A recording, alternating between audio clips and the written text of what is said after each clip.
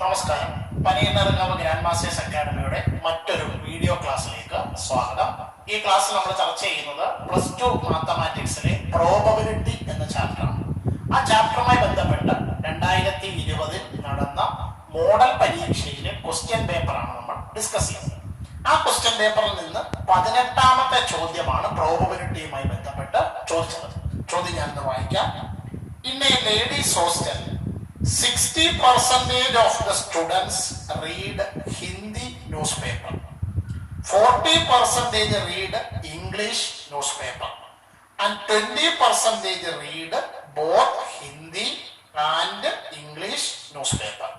അതായത് ലേഡീസ് ഹോസ്റ്റലിൽ 60% വിദ്യാർത്ഥികൾ ഹിന്ദി ദിനപത്രം വായിക്കുന്നു, 40% കുട്ടികൾ ഇംഗ്ലീഷ് ദിനപത്രം വായിക്കുന്നു, 20% കുട്ടികൾ ഈ രണ്ട് ന്യൂസ് പേപ്പറുകളും വായിക്കുന്നു. A student is selected at random. നമ്മൾ അതിൽ നിന്നൊരു കുട്ടിയെ റാൻഡമായി സെലക്ട് ചെയ്യുന്നു, തിരഞ്ഞെടുത്താൽ 3 ചോദ്യങ്ങളാണ് അതുമായി ബന്ധപ്പെട്ടുണ്ടായിരുന്നത്. അതിന്റെ ഫസ്റ്റ് ക്വസ്റ്റ്യൻ ഇപ്രകാരമാണ്: find the probability that she reads neither Hindi nor English news paper. നമ്മളൊരു കുട്ടിയെ ആ ഹോസ്റ്റലിൽ നിന്ന് റാൻഡമായി സെലക്ട് ചെയ്താൽ ആ കുട്ടി ഹിന്ദി ന്യൂസ് പേപ്പറോ ഇംഗ്ലീഷ് ന്യൂസ് പേപ്പറോ വായിക്കാതിരിക്കാനുള്ള സാധ്യത എന്ത്? ഇതാണ് ചോദ്യം. നോക്കാം.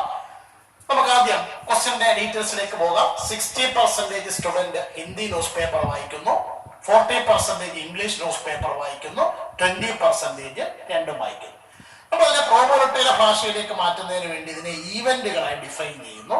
H event that the student read Hindi newspaper. E event that the student read English newspaper. ഇനി ചോദ്യത്തിൽ തന്നിരുന്ന പെർസെന്റേജുകളെ നമ്മൾ പ്രോബബിലിറ്റിയുടെ ഭാഷയിലേക്ക് മാറ്റുകയാണ്. P of H equal 60/100. അതെങ്ങനെ വന്നു എന്ന് ചോദിച്ചാൽ 60% സ്റ്റുഡൻസ് ആണ് ഹിന്ദി ന്യൂസ് പേപ്പർ വായിക്കുന്നത്. അപ്പൊ പെർസെന്റേജിനെ നമ്മൾ മാറ്റി എഴുതുമ്പോഴാണ് 60/100 ആണ്. Probability of E equal 40/100 and probability of H intersection E equal 20/100. ഇവിടെ നമ്മൾ P of H dash അഥവാ P of H കോംപ്ലിമെന്റ് കണ്ടുപിടിക്കും. ഈക്വൽ 40/100. അതെങ്ങനെ കിട്ടുന്നു എന്ന് ചോദിച്ചാൽ P of H ന്റെ വിലയായ 60/100നെ 1ൽ നിന്ന് കുറയ്ക്കുമ്പോഴാണ് ഈ 40/100 കിട്ടുന്നത്. P of E complement equal 60/100. അതായത് P of E യുടെ വിലയായ 40/100 1ൽ നിന്ന് സബ്ട്രാക്ട് ചെയ്യുമ്പോഴാണ് P of E dash കണ്ടുപിടിക്കുന്നത്. അപ്പൊ സ്വാഭാവികമായിട്ട് നിങ്ങൾക്കൊരു ഡൗട്ട് തോന്നാം, ഇത്രയും കാര്യങ്ങൾ മാത്രമല്ലേ ക്വസ്റ്റ്യൻ പറഞ്ഞിട്ടുള്ളൂ, പിന്നെ എന്തിനാണ് ഈ രണ്ടാളുകളെ കൂടെ നമ്മൾ കണ്ടുപിടിക്കുന്നത്? അത് എന്തിനാണെന്ന് ചോദിച്ചാൽ ക്വസ്റ്റ്യന്റെ ഫസ്റ്റ് പാർട്ട് ഞാൻ ഒന്നുകൂടെ വായിക്കാം. Find the probability that she reads neither Hindi nor English newspaper. നിങ്ങൾ റാൻഡമായി സെലക്ട് ചെയ്യുന്ന കുട്ടി ഇംഗ്ലീഷ് ന്യൂസ് പേപ്പറോ ഹിന്ദി ന്യൂസ് പേപ്പറോ വായിക്കാതിരിക്കാനുള്ള സാധ്യത എന്ത്? അപ്പോ P of H complement intersection E complement. Probability ഭാഷയിൽ പറഞ്ഞാൽ ഒരു കുട്ടി ഇംഗ്ലീഷ് ന്യൂസ് പേപ്പർ വായിക്കാതിരിക്കുന്നതും ഹിന്ദി ന്യൂസ് പേപ്പർ വായിക്കാതിരിക്കുന്നതും ഇൻഡിപെൻഡന്റ് ഈവന്റുകളാണ്. വാക്ക് ശ്രദ്ധിക്കുക, ഇൻഡിപെൻഡന്റ് ഈവന്റുകൾ. കാരണം ഇതിലെ ഒരു ഈവന്റ് മറ്റൊരു ഈവന്റിനെ ഒരു തരത്തിലും സ്വാധീനിക്കുന്നതല്ല. So they are independent events. അപ്പോൾ ഇൻഡിപെൻഡന്റ് ഈവന്റ് ആണെങ്കിൽ നമ്മുടെ ക്ലാസ്സിൽ പഠിച്ചനുസരിച്ച് നമുക്കിതിനെ P of H dash into P of E dash എന്ന് എഴുതാം. ഇവിടെ വില കൊടുക്കുന്നതിന് വേണ്ടിയിട്ടാണ് ഇവരുടെ രണ്ടുപേരുടെ വില നമ്മൾ ആദ്യമേ കണ്ടുപിടിച്ചത്. Equal 40/100 into 60/100. ഓരോ 0 വീതം ക്യാൻസൽ ആയി പോയി. 4 into 6 24 divided by 10 into 10 100. അപ്പൊ 24% എന്നോ അല്ലെങ്കിൽ കട്ട് ചെയ്ത് എഴുതിയാൽ 6/25 എന്ന് ആൻസർ കിട്ടും. ഇതാണ് ഇതിന്റെ ഫസ്റ്റ് പാർട്ട്. ഈ ഫസ്റ്റ് പാർട്ടിന് 2 മാർക്കുകളാണ് ഉള്ളത്. ആ ക്വസ്റ്റ്യന്റെ സെക്കൻഡ് ക്വസ്റ്റ്യൻ ഇപ്രകാരമാണ്: if she reads Hindi newspaper, find the probability that she reads English newspaper too. ചോദ്യം ഒന്നുകൂടെ: if she reads Hindi newspaper, find the probability that she reads English newspaper too. അപ്പൊ അതിന്റെ അർത്ഥം ആ ചെയ്ത കുട്ടി ഹിന്ദി ന്യൂസ് പേപ്പർ വായിക്കുന്ന ആളാണെന്ന് വിചാരിക്കാം. അങ്ങനാണെങ്കിൽ അതേ വ്യക്തി ഇംഗ്ലീഷ് ന്യൂസ് പേപ്പർ കൂടി വായിക്കാനുള്ള സാധ്യതയുണ്ട്. ക്ലാസ് റൂമിൽ ഡിസ്കസ് ചെയ്ത് ഓർമ്മയുള്ളവർക്ക് മനസ്സിലാകും, ഹിന്ദി ന്യൂസ് പേപ്പർ വായിക്കുക എന്നത് ഒരു കണ്ടീഷനാണ്. അതിനെ തുടർന്ന് സംഭവിക്കേണ്ടുന്ന ഒരു ഈവന്റ് ആണ് ഇംഗ്ലീഷ് ന്യൂസ് പേപ്പർ വായിക്കണം. അതായത് നിങ്ങൾ ആദ്യം ആ ആളിനോട് തിരക്കുന്നത് നിങ്ങൾ ഹിന്ദി ന്യൂസ് പേപ്പർ വായിക്കുന്ന ആളാണോ, അപ്പൊ അത് കണ്ടീഷൻ. അതിനെ തുടർന്ന് സംഭവിക്കേണ്ടുന്ന ഈവന്റ് ആണ് ആ കുട്ടി ഇംഗ്ലീഷ് ന്യൂസ് പേപ്പർ വായിക്കുക എന്നുള്ളത്. അപ്പൊ പ്രോബബിലിറ്റിയുടെ ഭാഷയിൽ പറഞ്ഞാൽ അത് P of E given H ആണ്. കാരണം ഹിന്ദി വായിക്കുന്നയാളെയാണ് നമ്മൾ ആദ്യം സെലക്ട് ചെയ്യുന്നത്. എന്നിട്ടാണ് നമ്മൾ അയാളോട് അയാൾ ഇംഗ്ലീഷ് ന്യൂസ് പേപ്പർ വായിക്കുന്നുണ്ടോ എന്ന് തിരക്കുന്നത്. അപ്പോ ഡെഫിനിഷൻ അനുസരിച്ച് നമുക്കതിനെ P of E intersection H divided by P of H എന്ന്. പി ഓഫ് ഇ ഇന്റർസെക്ഷൻ എച്ചിന്റെ വില 20/100 ഡിവൈഡഡ് ബൈ പി ഓഫ് എച്ചിന്റെ വില 60/100. 100 രണ്ടിടത്തൊന്ന് ക്യാൻസൽ ആയി പോകും. 20/60 എന്ന് കിട്ടും. വെട്ടിപ്പോകുമ്പോൾ ആൻസർ 1/3 എന്ന് കിട്ടും. ഇതിന് ഒരു മാർഗാണ് ഉള്ളത്. ഇനി അതേ ക്വസ്റ്റ്യന്റെ തന്നെ തേർഡ് ക്വസ്റ്റ്യൻ ഇപ്രകാരമാണ്. If she reads English news paper, find the probability that she reads Hindi news paper two. If she reads English newspaper, find the probability that she reads Hindi newspaper too. അതായത് നിങ്ങൾ റാൻഡമായി select ചെയ്യുന്ന കുട്ടി English news paper വായിക്കുന്ന ആളാണ് എങ്കിൽ അതേ കുട്ടി ഹിന്ദി ന്യൂസ് പേപ്പർ വായിക്കാനുള്ള സാധ്യത എന്ത്? ഇംഗ്ലീഷ് ന്യൂസ് പേപ്പർ വായിക്കുന്ന കുട്ടിയെ നിങ്ങൾ ആദ്യം സെലക്ട് ചെയ്യണം. ആ കുട്ടി ഹിന്ദി ന്യൂസ് പേപ്പറും കൂടി വായിക്കാനുള്ള സാധ്യത എന്ത്? അപ്പൊ പറഞ്ഞനുസരിച്ച് നിങ്ങൾക്ക് മനസ്സിലായിട്ടുണ്ട്, അത് കണ്ടീഷണൽ പ്രോബബിലിറ്റി ആണ്. അതായത് P of H given E ആണ്. ഈസ് ഈക്വൽ ടു ഡെഫിനിഷൻ അനുസരിച്ച് P of H intersection E divided by P of E. P of H intersection ഇയുടെ വില ക്വസ്റ്റ്യനകത്തിലുണ്ട് 20/100. അപ്പൊ 20/100 ഡിവൈഡഡ് ബൈ പി ഓഫ് ഇയുടെ വില 40/100 ആണ്. 100 get cancel. 20/40 is equal to 1/2. ഇതാണ് ഇതിന്റെ തേർഡ് പാർട്ട്. ഇതിന് ഒരു മാർക്കാണ് ഉള്ളത്.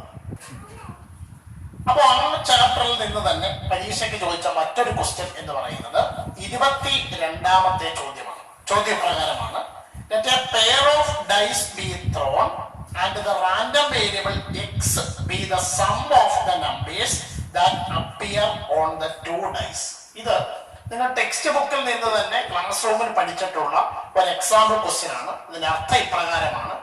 2 ഡൈ ഒരുമിച്ച് എറിയുന്നു. അപ്പൊ 2 ഡൈ ഒരുമിച്ച് എറിയുമ്പോൾ നിങ്ങൾക്കറിയാം അതിന്റെ സാമ്പിൾ സ്പേസ് എന്ന് പറയുന്നത് S is equal to set ഓടയുടെ പെയർ 1 1 1 2 1 3 1 4 1 5 1 6 അങ്ങനെ തുടങ്ങി ലാസ്റ്റിൽ 6 6ൽ അവസാനിക്കുന്ന 36 എലമെന്റുകളുള്ള ഒരു സാമ്പിൾ സ്പേസ് ഉള്ള എക്സ്പെരിമെന്റ് ആണ് ഒരു പെയർ ഓഫ് ഡൈ, അതായത് 2 ഡൈ ഒരുമിച്ചെറിയുന്ന റാൻഡം എക്സ്പെരിമെന്റ്. അപ്പോ അതാണ് ഞാൻ മുകളിൽ എഴുതിയിരിക്കുന്നത്, a pair of dice being thrown. ഇനി ഇവിടെ എക്സ് എന്ന് പറയുന്നത് എന്തിനെ സൂചിപ്പിക്കുന്നു എന്ന് ചോദിച്ചാൽ sum of the numbers that appear on the 2 dice. ആ 2 ഡൈയുടെയും പുറത്തു വരുന്ന നമ്പറുകൾ തമ്മിൽ കൂട്ടുമ്പോൾ കിട്ടുന്ന സമ്മിനെയാണ് എക്സ് കൊണ്ട് സൂചിപ്പിക്കുന്നത്. അപ്പൊ എക്സ് റാൻഡം വേരിയബിൾ ആണെന്ന് ക്വസ്റ്റ്യനകത്ത് പറഞ്ഞിട്ടുണ്ട്. First question, write the probability distribution of X. എക്സിന്റെ പ്രോബബിലിറ്റി ഡിസ്ട്രിബ്യൂഷൻ എഴുതുക. നോക്കാം, നമുക്കറിയാം ആ സാമ്പിൾ സ്പേസിലെ ആദ്യത്തെ എലമെന്റ് എന്ന് പറയുന്നത് ഓടയുടെ പെയർ 1 1 ആണ്. അപ്പൊ ഒന്നും കൂടെ കൂട്ടുമ്പോൾ കിട്ടുന്ന സമ്മ 2 ആണ്. അടുത്തത് 1 2 ആണ്, കൂട്ടുമ്പോൾ കിട്ടുന്ന സമ്മ 3 ആണ്. ഇങ്ങനെ കൂട്ടി അവസാനത്തെ ആളായ 6 കൂട്ടി എഴുതുമ്പോൾ നമുക്ക് കിട്ടുന്ന സമ്മ എന്ന് പറയുന്നത് 12 ആണ്.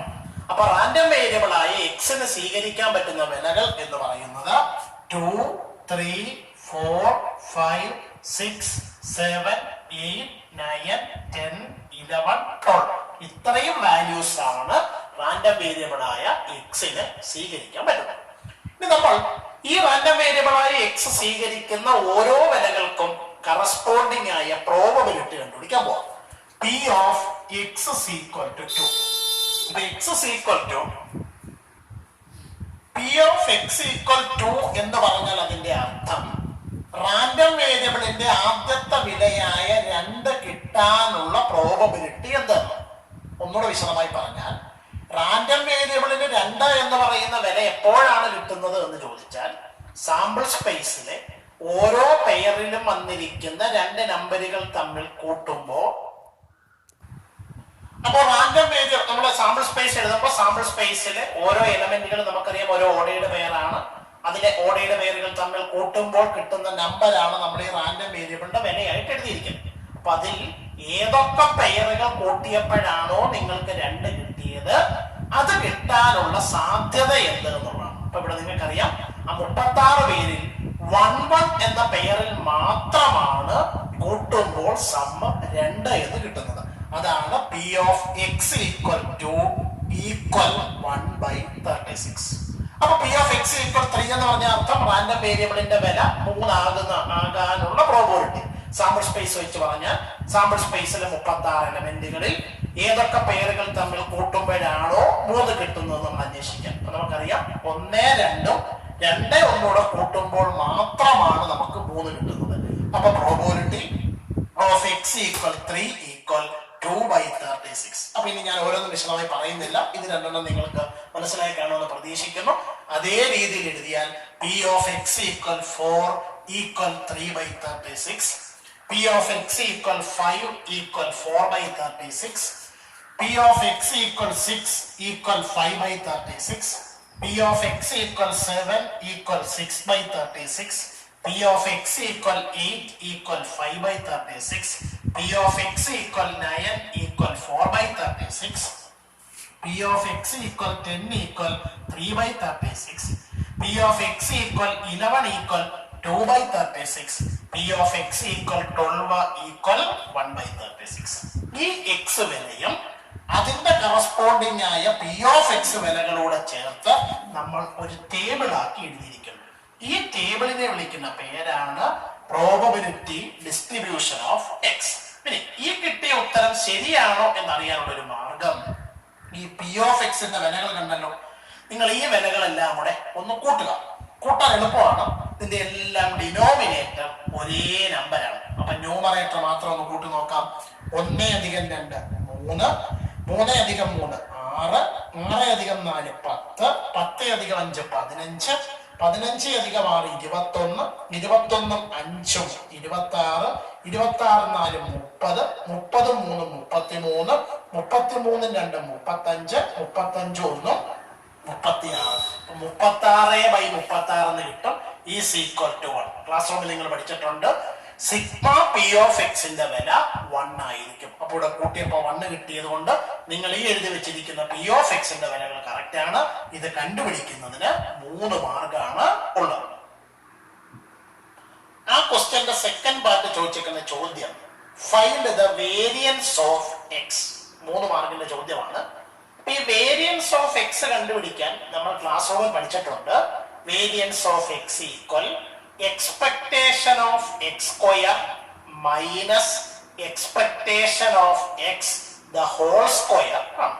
അപ്പൊ നമുക്ക് എക്സ്പെക്ടേഷൻ ഓഫ് എക്സ് സ്ക്വയറും വേണം, expectation of X the whole സ്ക്വയറും വേണം. ഞാനിപ്പോൾ ഇവിടെ ആദ്യമായിട്ട് എക്സ്പെക്ടേഷൻ ഓഫ് എക്സ് കണ്ടുപിടിക്കാൻ പോകാം. ക്ലാസ് റൂമിൽ നമ്മൾ പഠിച്ചിട്ടുണ്ട്. എക്സ്പെക്ടേഷൻ ഓഫ് എക്സ് എന്ന് പറഞ്ഞാൽ അത് സിഗ്മ xi pi ആണ്. അതായത് ഈ ടേബിളിലെ ഓരോ എക്സ് വിലകളെയും അതിന് കറസ്പോണ്ടിങ് ആയ പ്രോബബിലിറ്റി കൊണ്ട് നമ്മൾ എന്ത് ചെയ്യുന്നു? മൾട്ടിപ്ലൈ ചെയ്യുന്നു. അപ്പൊ നോക്കാം, ബോർഡ് നോക്കിക്കേ. 2 × 1/36 plus 3 × 2/36 plus 4 × 3/36 plus 5 × 4/36 plus 6 × 5/36 plus 7 × 6/36 plus 8 × 5/36 plus 9 × 4/36 plus 10 × 3/36 plus 11 × 2/36 plus 12 × 1/36. ഇവിടെ ഇപ്പൊ നിങ്ങൾക്ക് പല നമ്പറുകളും കട്ട് ചെയ്ത് എഴുതാൻ സാധിക്കും. പക്ഷെ ഞാനിവിടെ കട്ട് ചെയ്ത് എഴുതാത്തതിന് കാരണം എല്ലാത്തിന്റെയും ഡിനോമിനേറ്റർ 36 ആണെങ്കിൽ നമുക്ക് സിംപ്ലിഫിക്കേഷൻ എളുപ്പമായി മാറും. അതുകൊണ്ട് ഞാൻ ഒന്നാമത്തേത് 2/36, രണ്ടാമത്തേതിൽ 3 ഉം 2 കൂടി ഇൻറ്റു ചെയ്താൽ 6/36, അടുത്തതിനകത്തിൽ 4 × 3 12/36, 5 × 4 20/36, 6 × 5 30/36, 7 × 6 42/36, 8 × 5 40/36, 9 × 4 36/36, 10 × 3 30/36, 11 × 2 22/36, 12 × 1 12/36.